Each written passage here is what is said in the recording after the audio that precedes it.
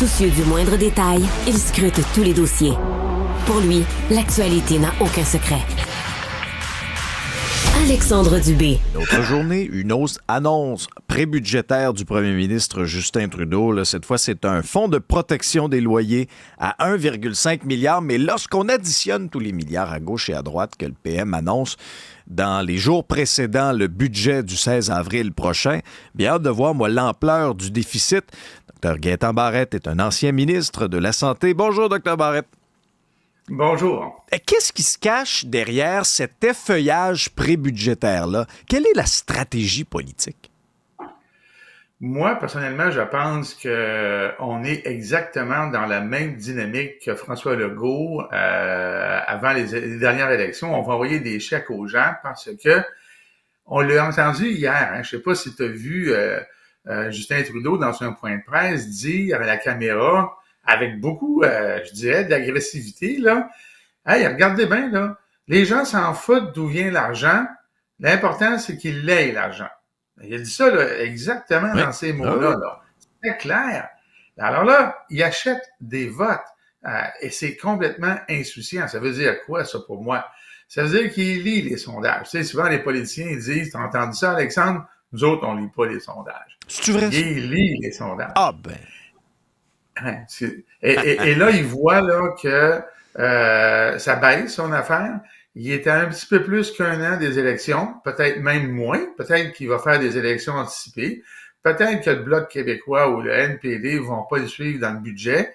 Alors, peut-être même qu'il a décidé de faire une élection plus hâtive. Alors là, il essaie de mettre en place une mesure pour remonter dans les sondages au cas où. Et moi, je suis convaincu que c'est ça qui va se passer. Mais en même temps, c'est un peu irresponsable. C'est vrai que la majorité des gens vont considérer ce qui reste dans leur portefeuille à la prochaine élection. Mais moi, j'ai envie de dire aux gens, pensez-y bien comme il faut, là. Pensez-y bien comme il faut, parce que au budget, on va avoir parlé beaucoup des mesures qui, théoriquement, vont mettre de l'argent dans les poches des citoyens, contre toutes les règles qui existent.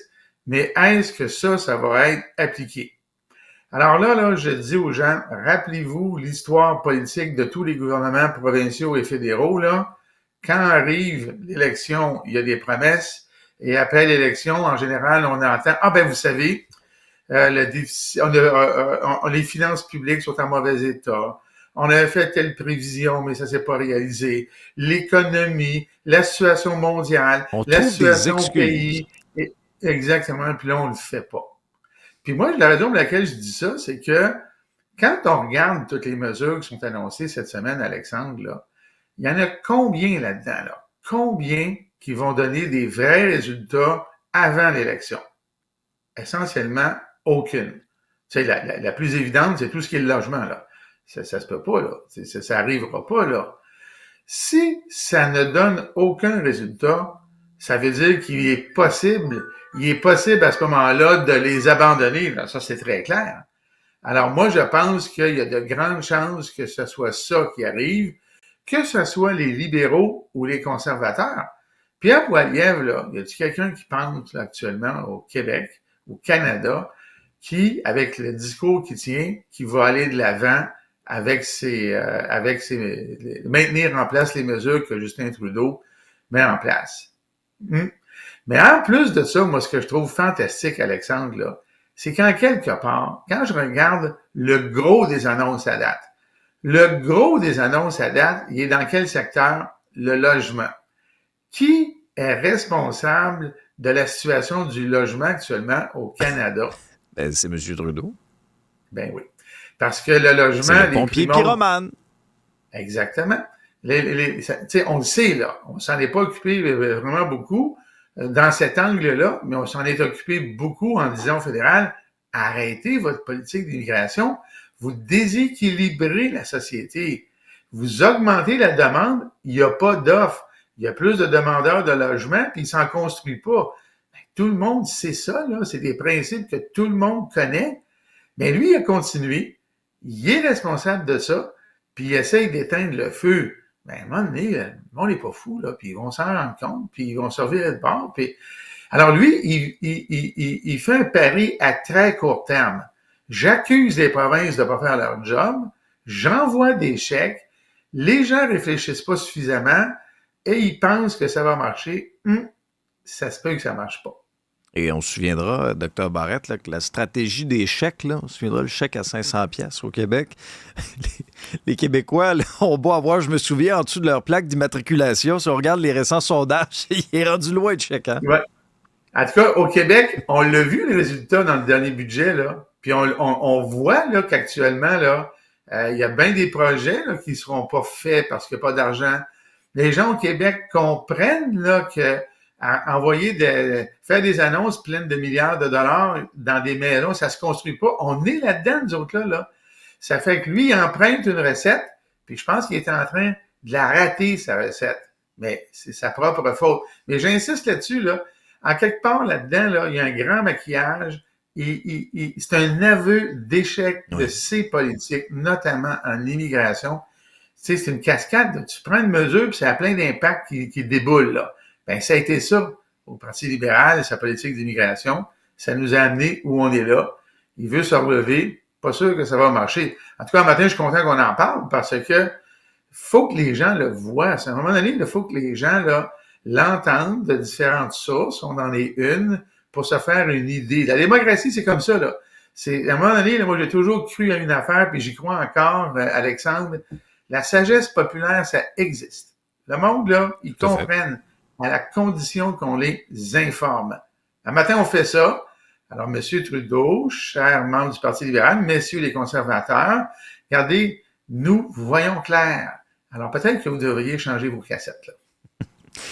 Lendemain de tempête, Dr Barrette, on a reçu, tout dépendant dans certaines régions, entre 15 et 25 cm de neige. Au plus fort, il y avait à peu près 300 000 foyers du Québec qui n'avaient pas d'électricité. 24 heures plus tard, on est encore à peu près à 50 000. Avez-vous manqué de courant, vous?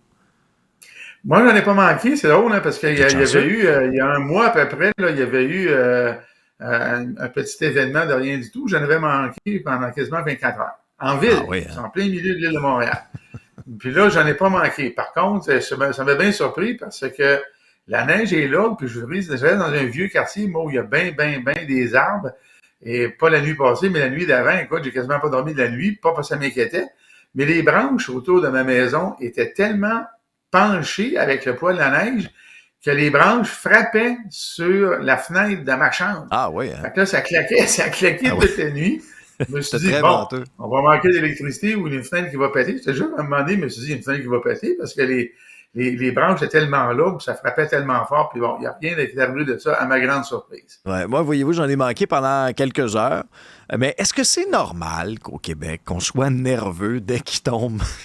C'est pas la tempête du siècle, là, c'est quelques centimètres de neige. Est-ce que c'est normal que notre réseau soit aussi fragile? Non, et ça me ramène à deux réalités qui sont implacables. Ça, là, je sais pas si tu te rappelles, il y avait eu le rapport de la vérificatrice générale de l'année dernière qui nous expliquait, en regardant Hydro-Québec, qu'on avait un déficit d'entretien qui durait depuis pas des mois, pas l'année d'avant, pas les 3-4 années d'avant, les dizaines d'années d'avant, là.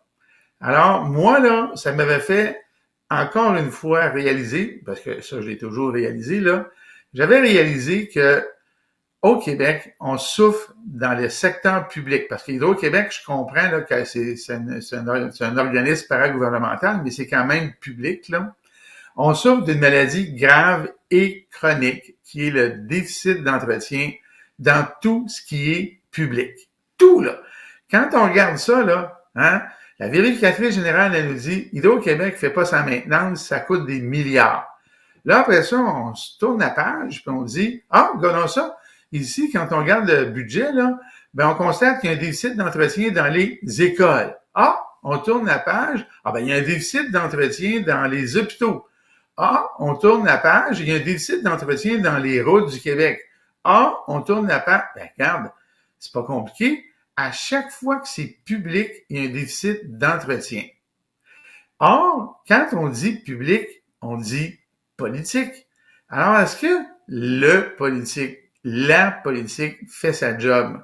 Parce qu'à Hydro-Québec, là, entendons-nous, là, l'actionnaire principal, c'est nous autres, par le gouvernement. Tout à fait. Alors, le gouvernement, là, c'est sa responsabilité de dire, cette année ou les 5 prochaines années, là, ben, vous allez jouer votre rôle de gestionnaire d'une façon optimale et vous allez prendre vos surplus pour faire ce que vous devriez faire normalement avec n'importe quelle entreprise. Vous allez faire votre entretien. Non, tous les gouvernements à la place disent à Hydro-Québec, bon, cette année, on a besoin de surplus pour équilibrer le budget.